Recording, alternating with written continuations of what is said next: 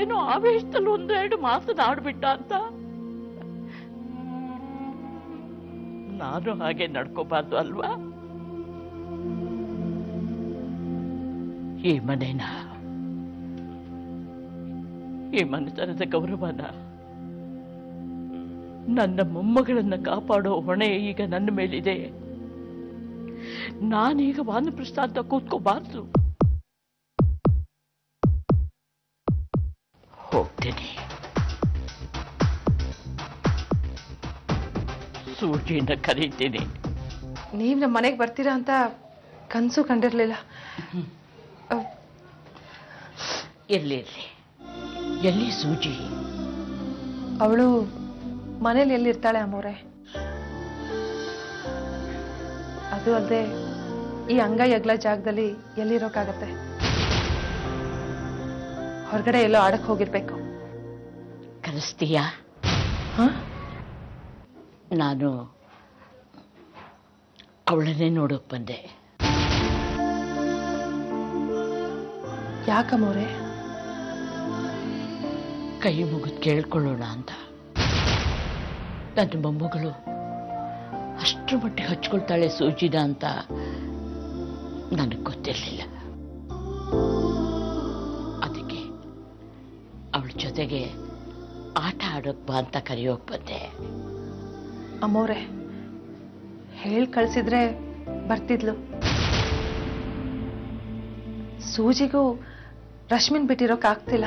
ಅವಳು ಇವತ್ತು ಸರಿ ಹೋಗ್ತಾಳೆ, ನಾಳೆ ಸರಿ ಹೋಗ್ತಾಳೆ ಅಂತ ನಾವಿಷ್ಟು ದಿನ ಕಾದ್ವು.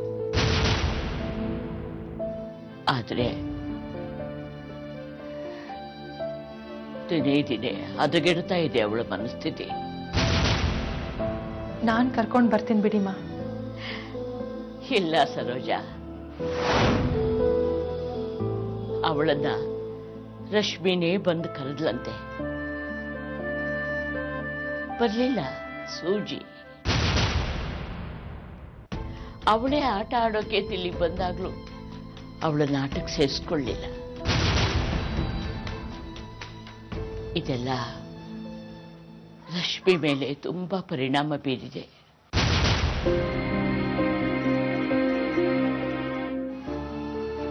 ನಿನ್ನ ಕೈ ಮುಗಿದು ಕೇಳ್ಕೊಳ್ತಾ ಇದ್ದೀನಿ.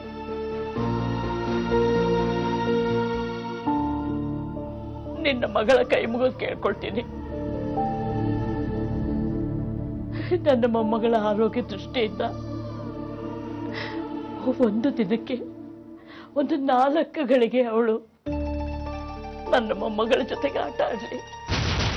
ಅಮ್ಮವ್ರೆ, ನೀವು ಮಾಡಿದ ಉಪಕಾರದ ಭಿಕ್ಷಲಿ ಬದುಕ್ತಿರೋರು ನಾವು. ನೀವ್ ಹೀಗೆಲ್ಲ ಕೈ ಮುಗಿಬಾರ್ದು. ಸೂಜಿನ ಕರ್ಕೊಂಡು ನಾನು ಖಂಡಿತ ಬರ್ತೀನಿ. ನಿಜವಾಗ್ಲೂ? ನಿಜವಾಗ್ಲೂ.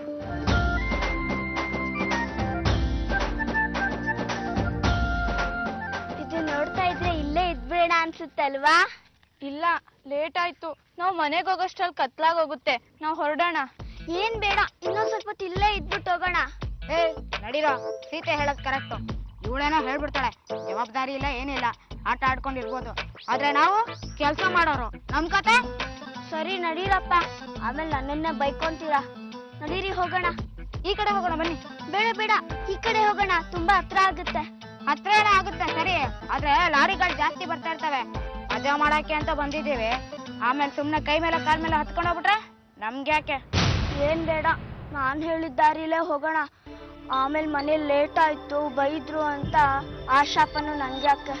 ಬನ್ನಿ. ಸರಿ ನಡೀರಿ.